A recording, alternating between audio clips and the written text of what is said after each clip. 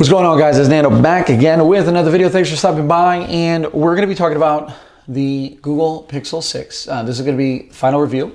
I'm going to make some slight comparisons in this video to the iPhone 12 Pro Max, and I know, this is not the best Pixel phone in terms of like specs, and this is obviously the highest spec iPhone out there, but this is what I've been using, so I do make comparisons to it.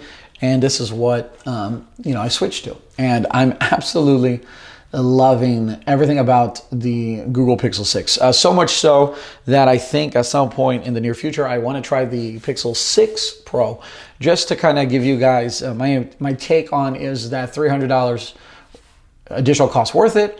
But also to see the slight differences in hardware and things of that nature. I've loved everything about this phone so far. I've done a likes video, I've done a dislike video. Please check those out. I ramble in some things, I make quick points in others, but this is going to be an overall just review of this phone. I've enjoyed it. It's positive. If I were to give this a score from 0 to 10, the old Nando score would be somewhere like an 8, 8.5. The only places that I take points away, if you will, is going to be the camera modules, for the fact that the Pro version of this phone has better camera optics. It is what it is. Not that this camera isn't good enough, but it's just the fact that I know that there is a better, I'm using air quotes, Pixel phone or version out there than this one, and that one has better optics, right? Also, the screen size 6.4. I think it's great. I think it's perfect. I think it fits well in hand. I think it's something that most people are going to get more accustomed to quicker than a bigger slab of phone. This is a premium phone, but it is slippery. The glass back, the metal sides. You're probably going to want to put this in a case. I have enjoyed using this phone like this, without a case, without a screen protector, for the past 2 weeks, and I've noticed a couple times that it's almost slid out of my hand. Obviously, that's not something that I want. So I definitely recommend getting yourself a case and a screen protector for it. But if you are brave enough to use it like this, you really do enjoy and get a sense of what Google's trying to go for here. This is the most premium Pixel experience we've had yet. In my opinion, that's including the Huawei's of the past.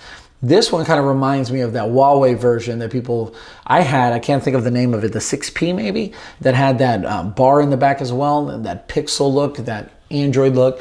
I like it. I like that it's different. I like that it's not just another rectangle or square in the top left-hand corner or back right-hand corner. I like that this one just flows from side to side on the back. There are some caveats. I'm not really enjoying the separation of side to camera module. I talked about that in my dislikes video.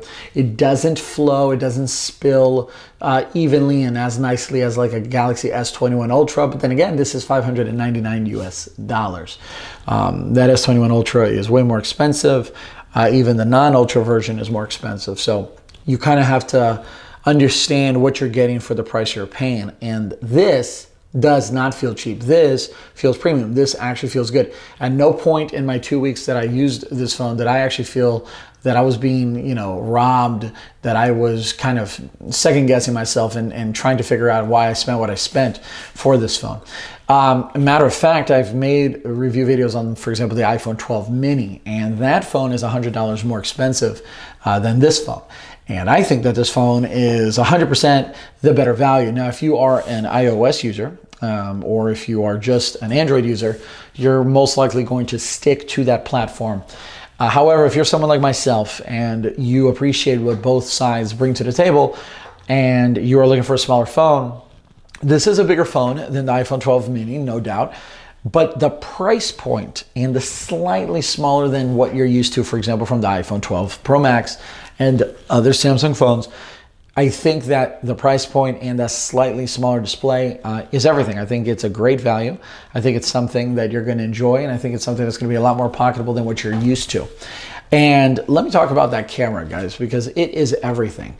The camera takes fantastic front-facing photos. It takes fantastic rear-facing photos like that. Look at me. Look at me. That's me right now shooting this video. Do not judge, my fro. judge me for what I make. But like, there you go. It's crisp, it's clean, it's accurate. It's not as warm, for example, as the iPhone 12 Pro. I've noticed that. In my opinion, it tends to be a little cooler on the photos that it takes. The rear camera is a lot better than the front-facing camera. The bells and whistles that Google bring to the table, such as the, magic eraser and the other things like that, all AI, is really good. It's not perfect, but it's fun. It's interesting. It's different. And that's what you get from a Pixel phone, right? You don't get hardware first, you get software first. And this time around, in my opinion, I think Google trusted that their software was good enough, and they decided to go hardware maybe first, or at least 50-50. And in the past, I think it was a lot more software 60, hardware 40.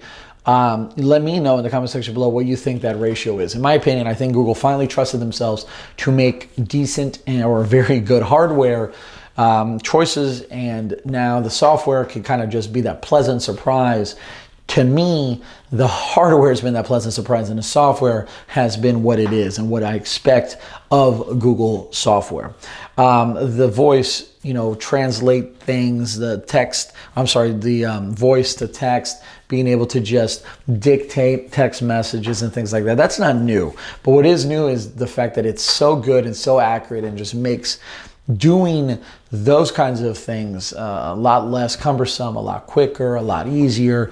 You don't get that with other intelligent assistants, if you will, Siris of the world.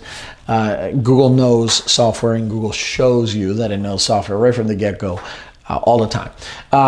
This is not going to be a review of the Android version. However, I like it. It's clean. It's out of the way. Yeah, people have talked about some bugs. I haven't had those bugs, or I haven't noticed those bugs. The 90 hertz screen refresh rate, I think, is a perfect balance. Yeah, the 6 Pro has 120. Yes, the iPhone 12 Pro Max also does.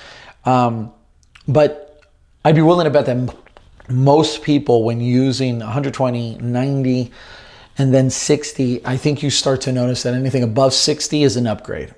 I don't think that someone from 60 to 90 is going to sit there and go, man, I'm really missing out on another 60 hertz of refresh rate.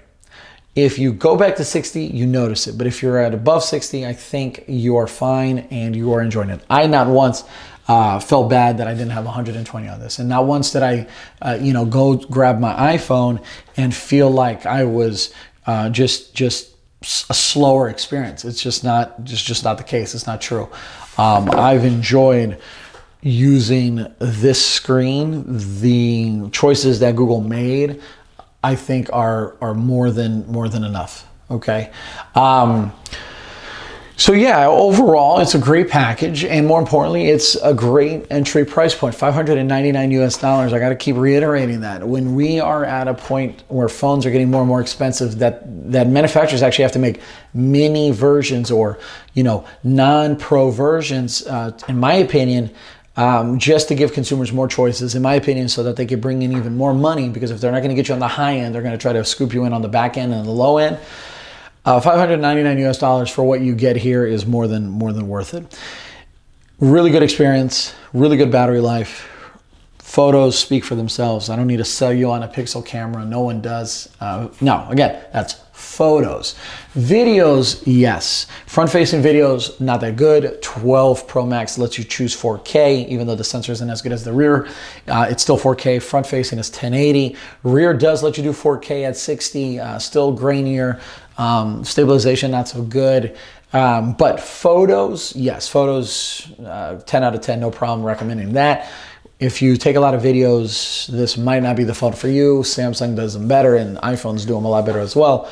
But photos, overall phone experience, software-wise, battery life, hardware in terms of the way it looks, the way it feels, you don't need better. This is it. Let me know in the comment section below if you guys disagree, agree.